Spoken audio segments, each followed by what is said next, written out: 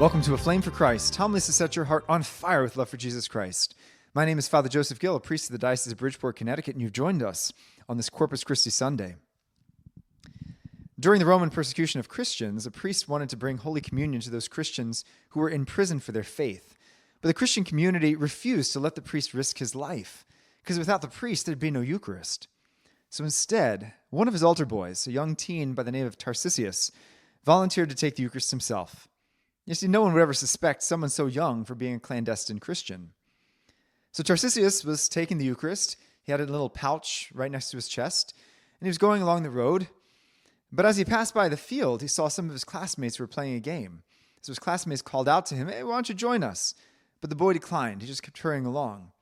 So he began to insist, "Tarcisius, come and play with us." But he continued to refuse and kind of tried to make haste through the field. But they started to gather around him, pushing and shoving. They were kind of curious what he held in the cloth bag. "Hey, Tarcisius, what is that? Why don't you show us? Come on, what is that thing?" Tarcisius knew he could never allow them to see the Eucharist. They were pagans, right? Who knows if they disrespect? So he clutched it closer to his heart. But they began to grow angry with him. So he was pushing and shoving, punching and kicking. They imagined maybe Tarcisius was keeping something from them, maybe some gold or some food or whatever. And they were going to get it one way or another. So they threw him to the ground, and one of his peers threw a heavy rock, which struck his head, and he was knocked unconscious, which made the boys run away because they were kind of fearful. Oh gosh, what would the consequences be for their violence? For hours, Tarcisius laid out in that field unconscious until he was later found by some Christians who took him home, but tragically he died of his injuries. We now know him as Saint Tarcisius, a teenage martyr for the Eucharist. You know, the enemies of the Lord have always had a special hatred for the Eucharist. I think the first thing that most of the tyrants of the 20th century did was to abolish the Mass, whether it was from communist Russia or the Spanish Revolution or the anti-clerical laws in Mexico in the 1920s. Everybody who is an enemy of the church has always gone after the Eucharist. You know, Pope Benedict had to make a rule that he would only distribute Holy Communion on the tongue because people would take the Eucharist from him to keep as a souvenir, or worse, to desecrate it. Sadly, a few years back, we had someone steal the Blessed Sacrament here on Good Friday, for who knows what motives. But you know, in some sideways way, this actually kind of underscores the truth of Christ's real presence here in the Eucharist.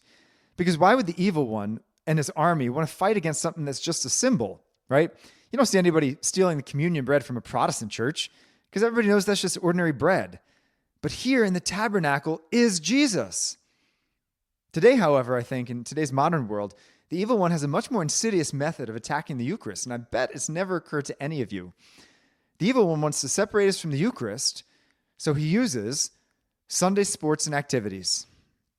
There, I said it. Think about it though, right?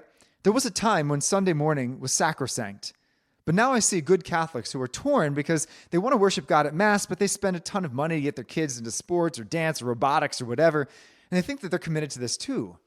I absolutely believe that that's a subtle ploy of the evil one to try to separate people from the Eucharist.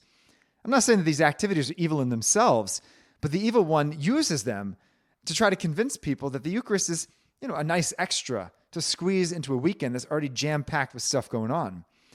And then when people get back to Mass after missing a few weekends, the evil one then convinces them to receive communion without confession, as if that was all fine and dandy, rather than an unworthy reception of the Lord due to the mortal sin of missing Mass.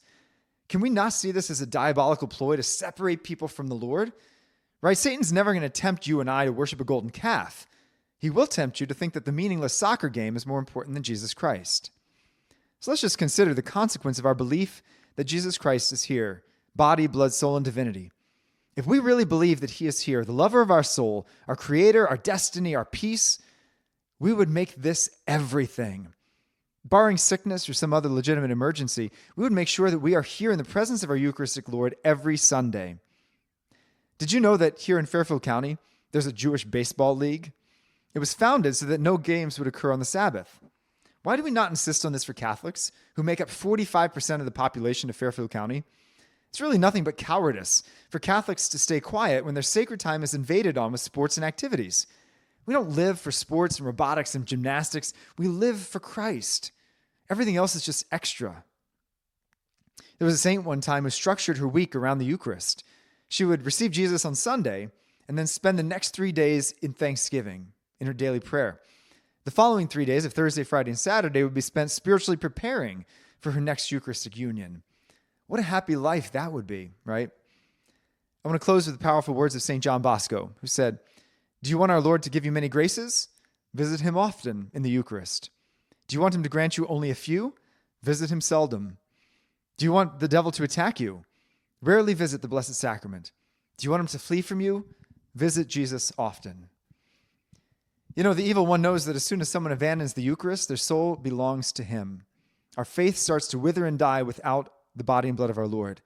And the devil's much wiser these days, and he doesn't close churches or attacks the Eucharist directly.